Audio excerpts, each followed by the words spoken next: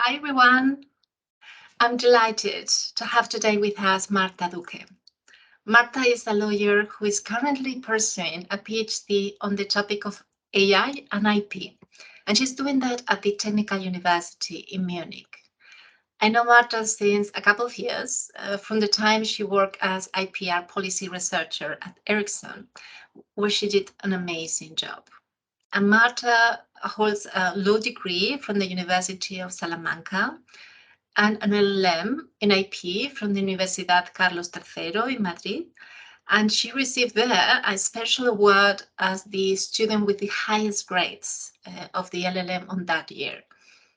And she also has an LL.M degree in Law of Internet Technology from the Bocconi University, where she got a cum laude. So as you can see, she is a bright lady. And I have to add, also a wonderful person. And with that, I'm going to invite Marta to join us and start discussing this very hot topic. Hi, Marta. Hi, Claudia. It's so nice to see you again. Same. Thanks a lot for spending some of your time with us. No, thank you so much for the invitation.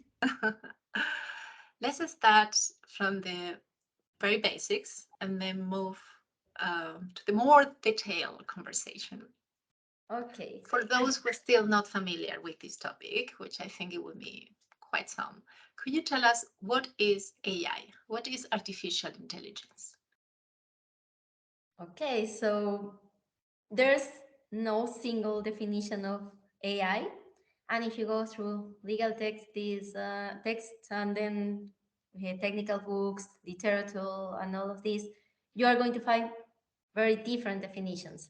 But in the papers that I have written recently, I use the one provided by WIPO. And if I may read, according to WIPO, AI is a discipline of computer science that is aimed at developing machines and systems that can carry out tasks considered to require human intelligence. And in the very last paper that I wrote, I had a co-author, Christopher, that is a very intelligent guy, also pursuing his doctorate in the University of Leipzig. But he's not a lawyer, he's an AI guy. He was criticizing this definition, and he said, like, well, it is okay, but they are using the term human intelligence, and we are trying to avoid it because it's really difficult to measure human intelligence. And we like to talk about intelligent agents, whatever. When we are talking about AI systems, we are talking about developing systems that can automate and therefore accelerate tasks that are normally performed by humans. And in order to automate them, we need to format them in a way that computers can learn, can understand and learn. That is numbers. And it is true that the tasks that computers are nowadays automating are more and more complex, but they are still specific. So we are in the field of narrow AI, and this super AI capable of doing everything is still in Hollywood and science fiction. So at some point, maybe we will see artificial general intelligence, but we are not there. And I guess it will take a bit. And let me clarify what AI is not. And it's not machine learning. Well, they are related, but they are different concepts. So we have AI that is like a big circle, but we have to distinguish between AI techniques, the functional applications, and the field of applications. So we can achieve AI by using different techniques such as evolutionary algorithms, fuzzy logic, and for sure machine learning. What's so impressive or so nice about machine learning that they are not specifically programmed, but they learn by when we feed them with data.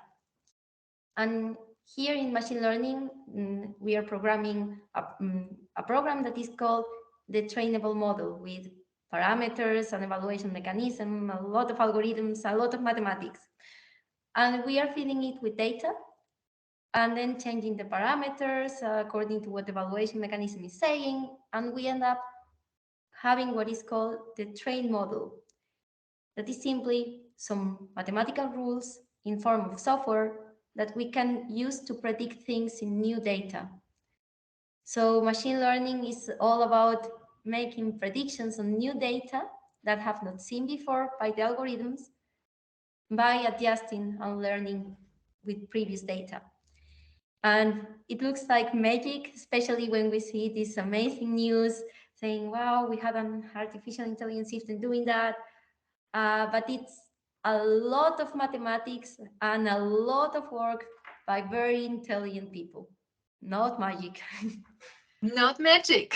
Not magic. Fortunately, not yet. Not yet. No, maybe in the future, but Could you give us examples where we use AI in our everyday life? yes. For example, we are using translators. I'm personally use DeepL. I think it's a very good one. And yeah, they are using language models that are really advanced. And yeah, I admire people that used to learn languages just with dictionaries because I'm using this type of translators for my German Hausaufgabe and to translate text, and they are really useful. But also chatbox or Alexa. I don't have Alexa, but I have friends who have Alexa, and it's really cool when you say Alexa, play this sound, and the music starts sounding, and it's nice. But also facial recognition when we enter into our mobile phone just by showing our face. This is AI. And finally, the recommendation systems of Netflix or Spotify that are based on the previous songs or films that we watch or listen. So all of this is AI, and I'm sure that there's more applications that we are using that are AI, but we are not realizing about it. For sure. But let's now move a bit to the area of IP. What is the relationship between AI and IP? And which fields of IP would you say are the most relevant to this topic? Well, I don't think there's just one field of IP that is more relevant. I think they all are. But when we are talking about AI and IP, I like to distinguish between three levels of protections.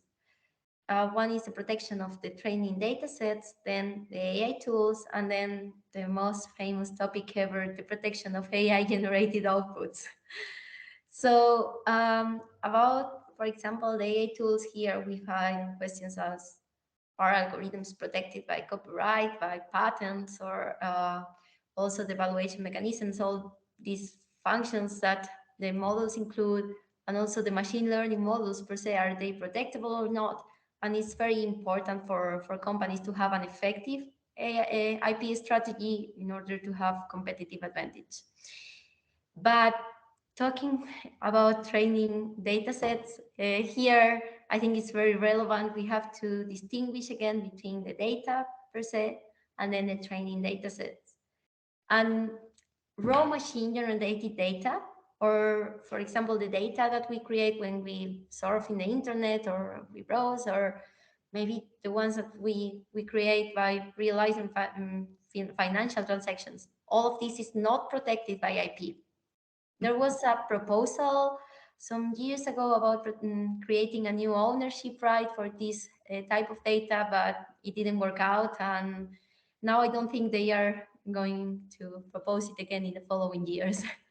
uh, but then some functional applications such as natural language processing or computer vision, they need images, sounds, text, videos, and all of those materials are protected either by copyright or by related rights. So it's not that we get all of this material and we put it in the algorithm and boom, we have the output. No, we have to clean the data. we have to transform it into a format and that is unitary for all of them, let's say, and that the model can understand, transform them into numbers. Yeah, so we are creating a lot of copies, and this could infringe the right of reproduction. And also we are modifying all of this material, so we can have some problems with the right of modification. And then we are so proud about our training data set that we want to share it in GitHub or in other open platform. And we are going to probably have problems with the right of communication to the public. But here I have an open question or that maybe you can reflect upon it during this week. And is that when we are watching a movie or seeing a picture, we are appreciating the beauty of the images or all of them, but the computer is not seeing that. The computer is just seeing and reading numbers. So copyright, let's come to the basics, protects us the way in which we express ideas, so the form of expressions, but it doesn't protect the ideas per se. And when we are using all these works, are we exploiting the ideas or are we exploiting the forms of expressions? That's, in my opinion, a really relevant question and also a really difficult one to answer. Yes. What do you think? Oh, I think that in the majority of the projects, for example, in facial recognition or when we are training a model to distinguish whether this is a cat or a dog, then we are using, for example, images of dogs and cats not as a work. We are extracting we are using the idea. And therefore, I don't think there's copyright infringement. But there are also projects in which I would say that we are using the expressions because we are learning, for example, to paint like someone else or to create melodies in the style of someone else. So, yeah, I think here there's something else and ideas. Interesting. Yeah. You were talking before about cleaning the data, and I'm not sure if everybody here knows what it is. Maybe you could explain. Yeah. So let's say that when you have the data is noisy, is dirty, not all of the model is not going to understand them. So you have to work with the data, and for example, there's repetitions, and then remove it. Or we are coming to the example again of the image.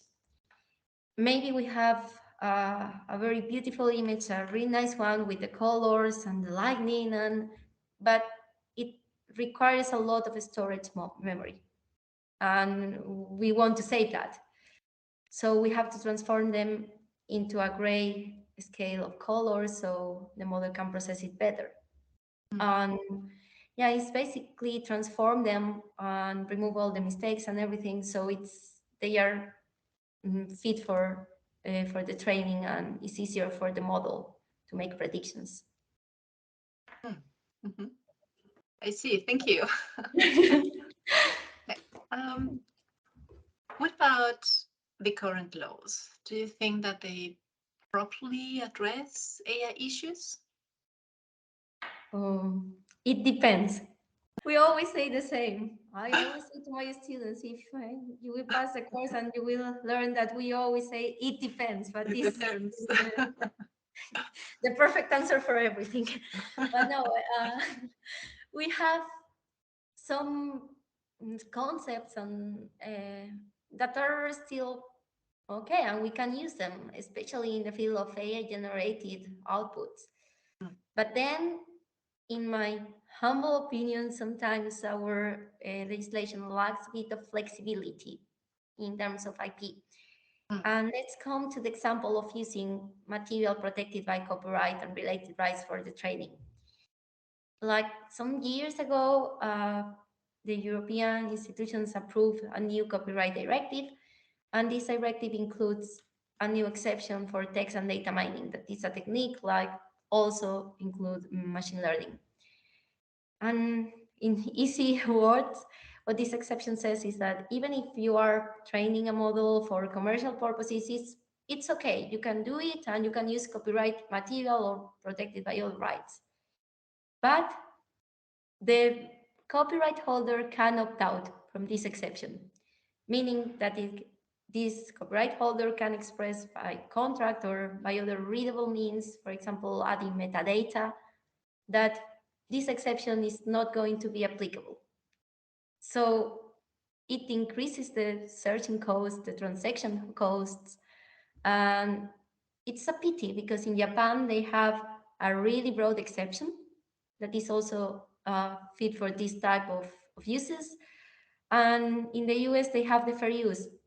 There's no a specific case for machine learning, but if you read some papers, there's authors that think that it can be applicable in some projects. So I I think it's a missed opportunity to have a good exception. Yeah, can you explain for those who don't know about this, what is fair use?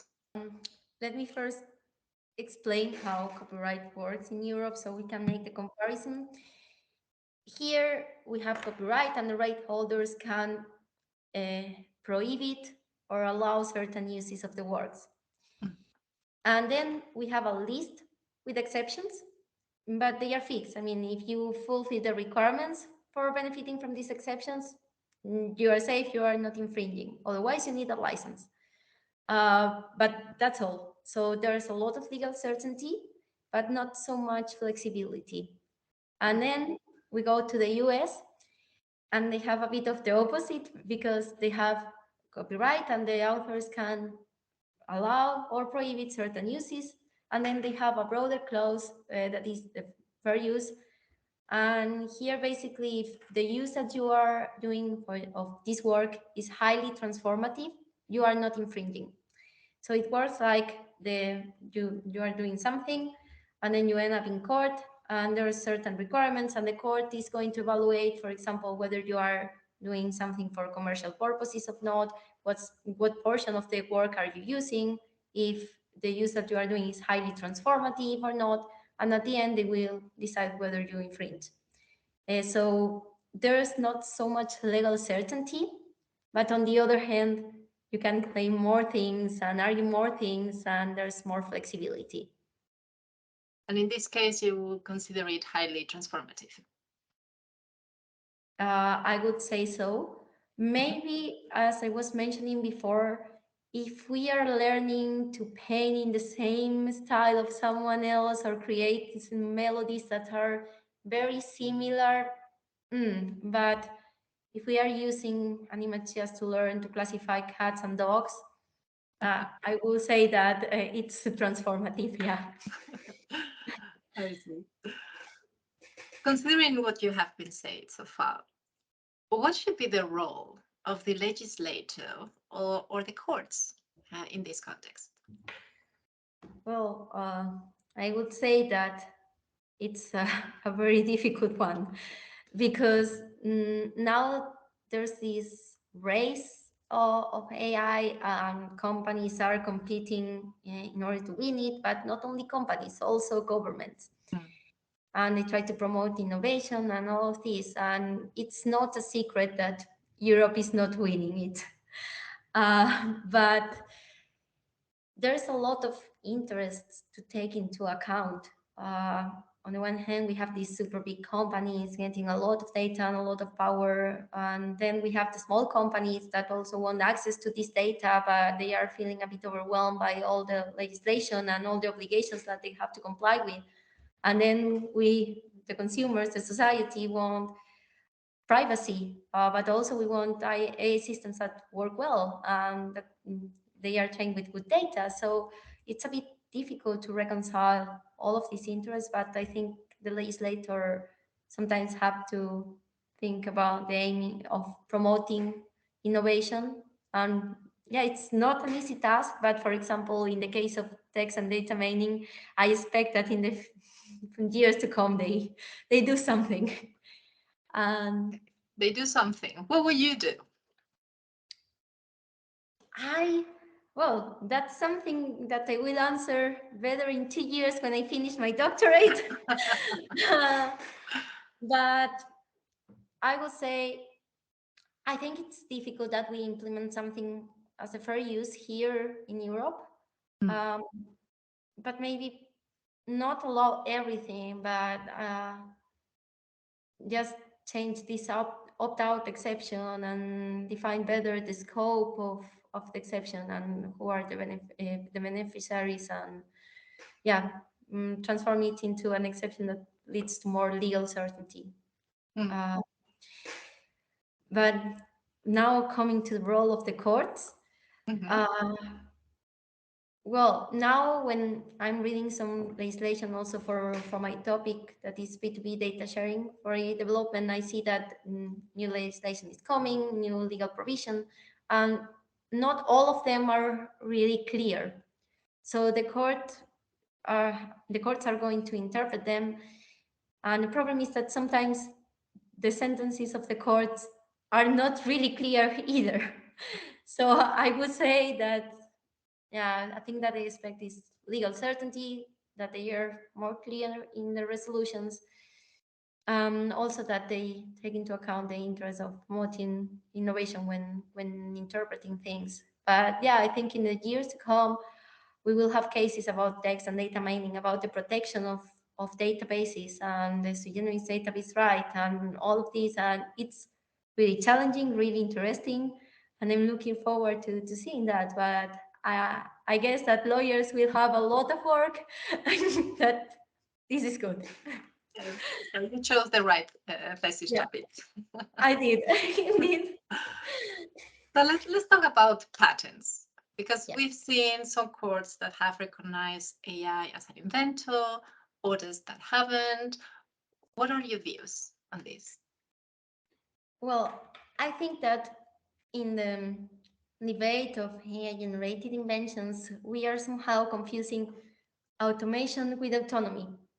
And at the beginning, I was explaining that when we are using AI, we are automating some tasks.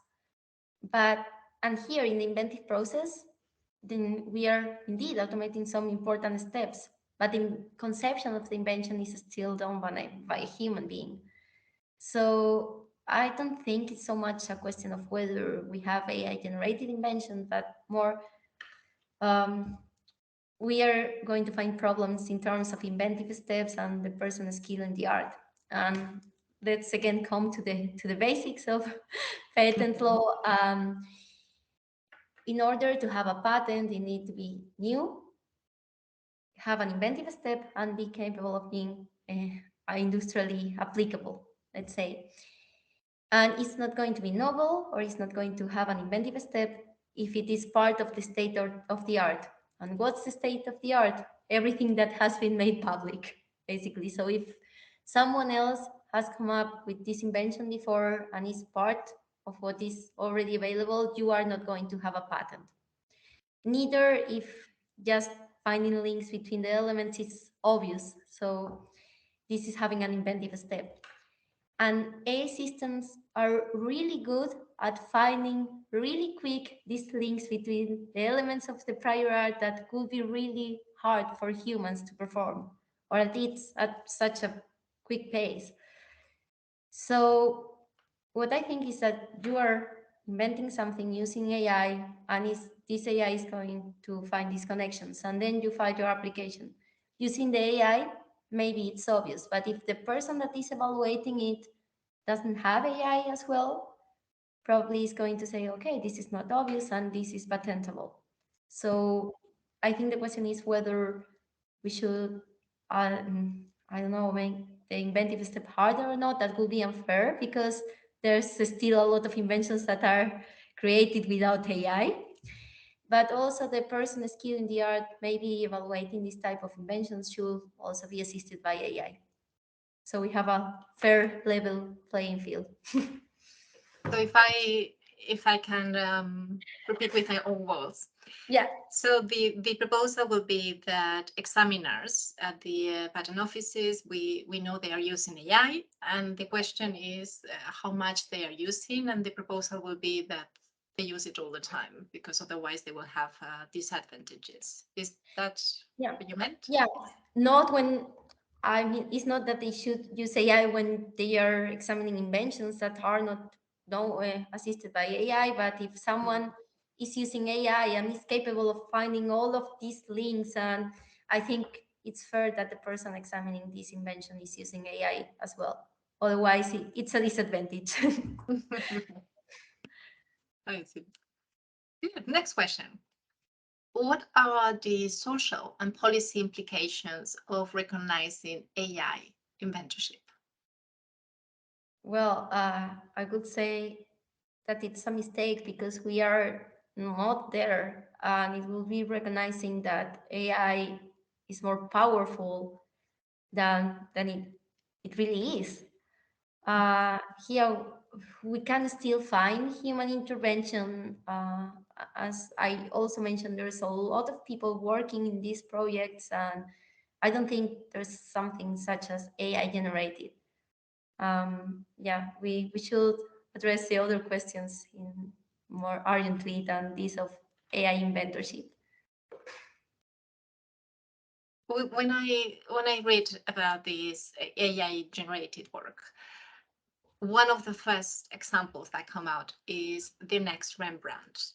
Will that be, in your opinion, an AI generated work or either an AI assisted work? And maybe for those who are not familiar, could you also explain what is this the next Rembrandt about? Okay, it's the perfect example that I would use to explain that it's not an AI generated work. Ah. No, it's some stuff about AI generated work, and you are going to find hundreds of papers about it. And yeah, some of them address the next round and explain, no, it is AI assisted or it is AI generated, whatever. Here, in the next round is a painting that was created by an algorithm that has learned to paint in the style of Rembrandt. And in order to create this painting, let's say, they had to transform, I guess there were 346 or 45 painting of Rembrandt into a digital format. Then they use a deep learning system that is a very advanced machine learning system, let's say, in simple words, and also facial recognition algorithms. Then they had the output, they selected the output, and they printed it with a 3D printer. So I think there's human intervention. Let me explain that when we want to claim copyright of something, we must show that our contribution was original. And we can show originality in 3 stages that are the conception, the execution, and the redaction phases. Here, I think there's human intervention in all the phases. The thing is whether this intervention is original or not. I think it can be. There's also other authors that says that it is not. But the correct question in this whole AI generated works debate is not whether there's human intervention, is this contribution of an original nature or not. And maybe let me give another example so you can understand it easier. With my favorite translator, Deeple. And they Are you getting are, money for it? For the no, branding today? I'm actually paying them for getting the service. So no, I promise that I'm not biased in this sense. Um, but they are offering this AI system as a software, as a service. Sorry. We are just giving the system our text, and we receive the translation. The company doing something original in order to have copyright claims? I guess no. They are not claiming that, just to make this point clear. But are we doing something original in order to have copyright? No, we are pressing a button. We are giving the text and receiving that. So, in my opinion, this will be what AI assisted work that cannot be protected. So, what I guess people are calling AI generated. But then we have this translation, and they are often very good. but there are some words that sounds weird because of the context, or maybe we see this phrase and we say like, I don't think it sounds good, so we are rephrasing all of that. And with all of those changes, we are making this translation hours, and we can show originality in the redaction phase, and then the result will be copyrightable. But also it depends on how many changes we are making. Like if we change just two words, no, but I will say that when you are relying on this type of translation, you are changing more than two words. uh, so so yeah, the answer at the end is like we have to evaluate the creative process of the work and see whether, not so much whether there's human intervention, but whether we are doing something original, and it's a case by case analysis. Mhm. So do you have any example of right now an AI generated work? Or this is something more that will come, but we are still not there? I will say that it will come. I mean, Mhm. works that are not protected by copyright, just not just translations, but maybe we have this field of journalism, in which AI is employed to create some reports, and the reports are not original. Never said it better. Like in terms that they are not super special, or they are just, let's say, giving facts or helping the editors to write something. But maybe if I'm a person writing about the weather, or it's not so much room for originality, so it's not so important whether we are using AI or not. So yeah, I think it's something that will come, and that we still can find human intervention. And when not, maybe mm, yeah, should we have copyright in the translation of people? No, and all of these works can also be protected by other means. So trade secrets, contracts, and fair competition. And in the field of journalism, they are publishing things and facts and quicker. So they are obtaining more users and then more revenues because of publicity and all of this. So they are also having first mover advantages for using Mhm. AI.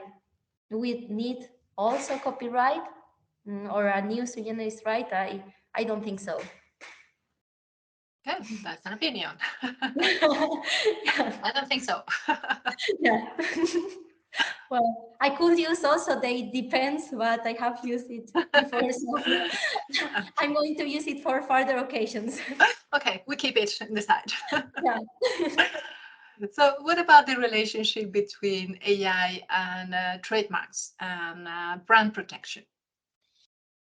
About trademarks, I don't have much to say, just that if you're in creating systems and so on, try to find a mark that is distinctive. And the best example is IBM has this super famous AI system that is called Watson. But yeah, I think it's quite the basics of trademarks. But I have more ideas about the brand, because the brand is not just trademarks. It's about the company image, about the reputation, how we perceive the company. And now I don't know if call it movement, or but we have this thing of human centric AI and responsible AI, and we, like the users, the society, really care about what uses our companies doing about with AI systems. Why are they employing them, for example, in hiring people, or how do they do that?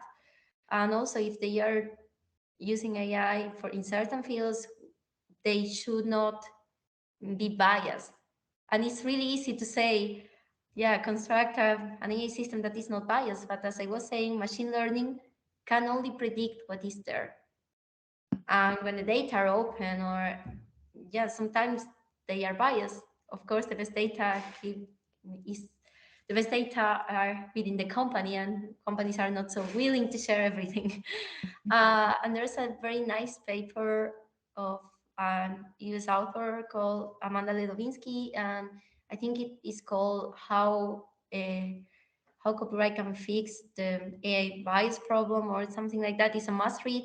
And she explained that, for example, by having copyright exceptions that are broad and that enable companies to have better access to images or text and all of these, um, then companies will also build better AI systems that are not biased, and everybody will be happy. Companies will be happy, and we will be happy.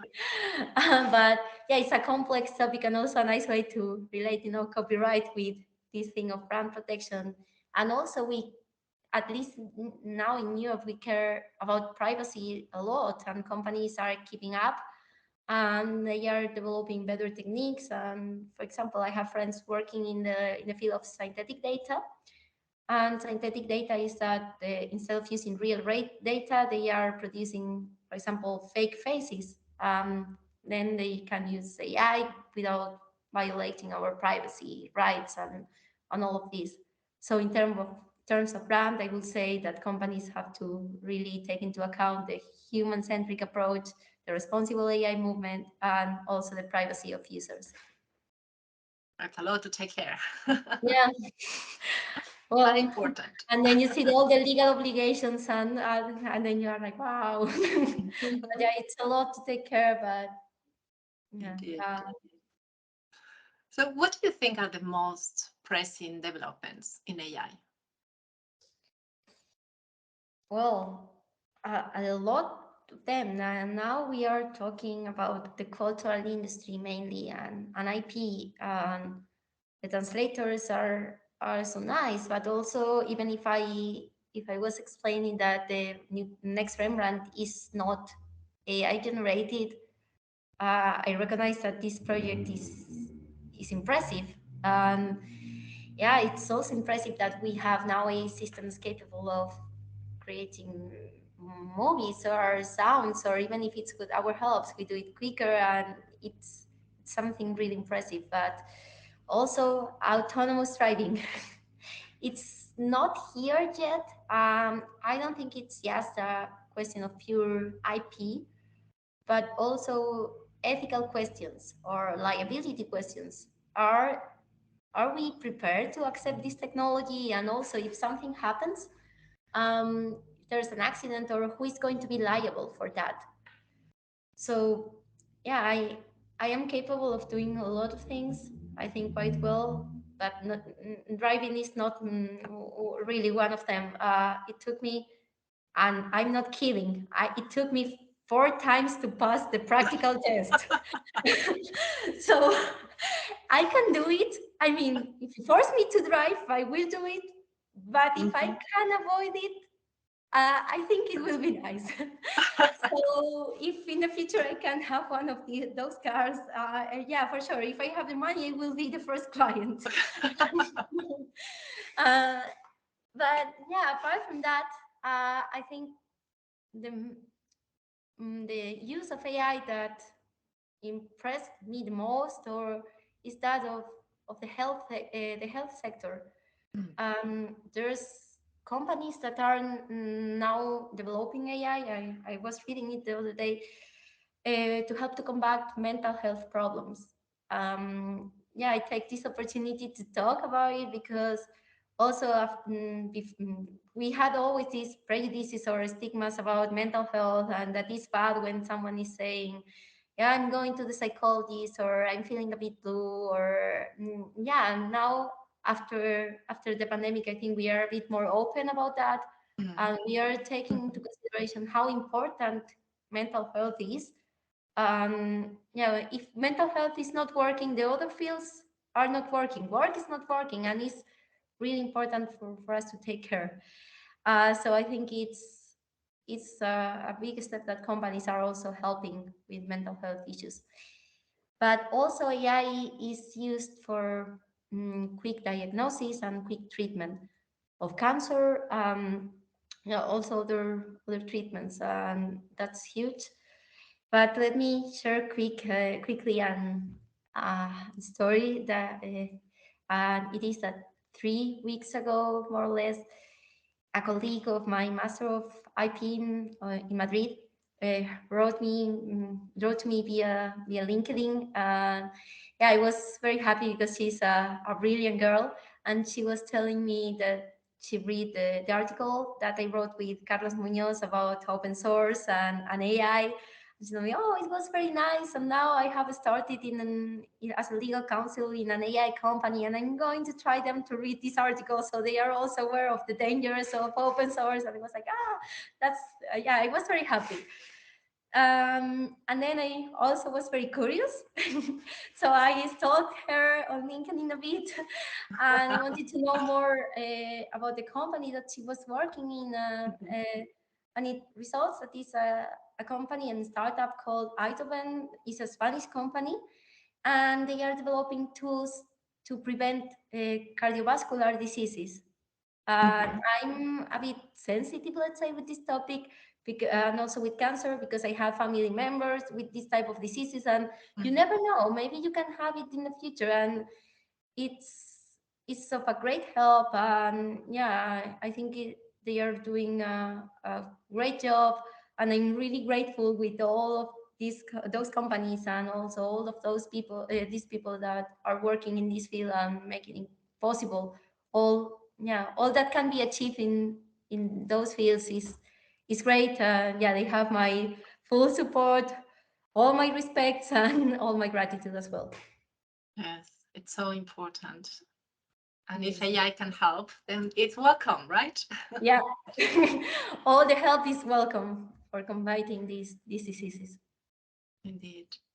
So Marta, I have my final question. This is not so much AI, but as you know, I like to read this question when I'm doing interviews, which is whether you could share a lesson learned in your career. Maybe we can learn from that. Yes, so I'm in the early stage of my career, so luckily, I have not made such a big mistake that made me lose my job or destroy everything. I guess, and I hope. But I realized that when I do something, like, for example, I'm writing an email, and I was not paying so much attention, and there's a typo, and I said it. Or maybe I'm talking with someone, I say something, and I notice that the other person, the colleague or the boss, is a bit upset. And then I go home, and I have this tendency of overthinking. Mm. So then I will say, like, okay, this is so bad, and the person is going to be so upset, and this is going to be the end, or this is going, and the person is actually in his place, or with friends, or having a coffee, and is not even thinking about that. It was so minor, so no. And with that, I have learned first that it's it's okay to make mistakes. Everybody's doing that. Yeah, I'm not perfect. Anyone is perfect, so it's fine. You have to forgive yourself sometimes. Um, if there's something going on with your colleagues or with your boss or whoever, it's better to go and talk, Mm. not just think it at home. So in this way, you realize that, okay, maybe you were right and the person is upset, and then you clarify the things and it's good again. Or you realize that indeed you have been thinking the whole day about it, and the other person is like, what are you talking about?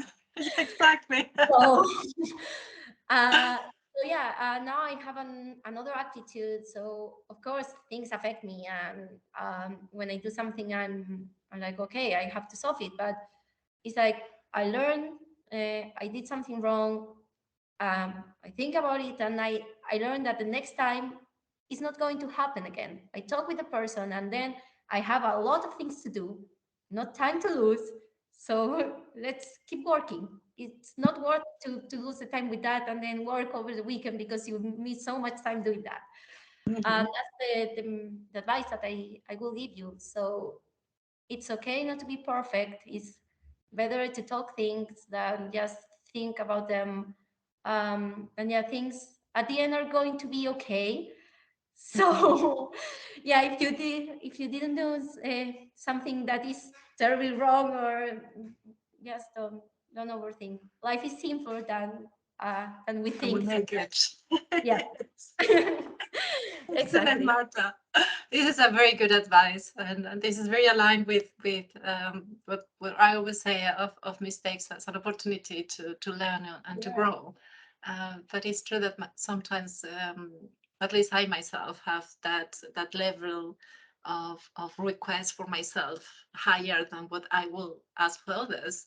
But learning to balance and to Yeah, see yourself with love, the same as you see others with love.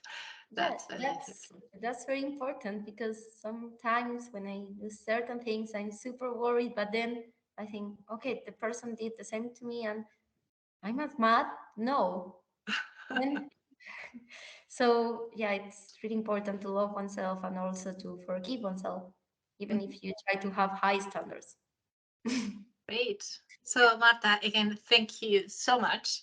And I enjoyed so much this conversation. I'm sure the audience will too. I've learned a lot.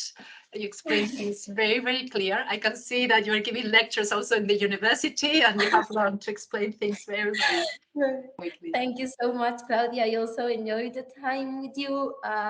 Well, if you have more questions or something, I will come back in two We years. come back. Yeah, in 2 years when I finish my doctorate, I will come with new ideas, and then you can Exactly. talk about new topics and bring new topics also for further discussions. So Wonderful. thank you very much for your time and for the invitation. I look forward to it. Bye, Marta. Bye. And thanks a lot to everyone for joining us. And I look forward to your comments. Bye.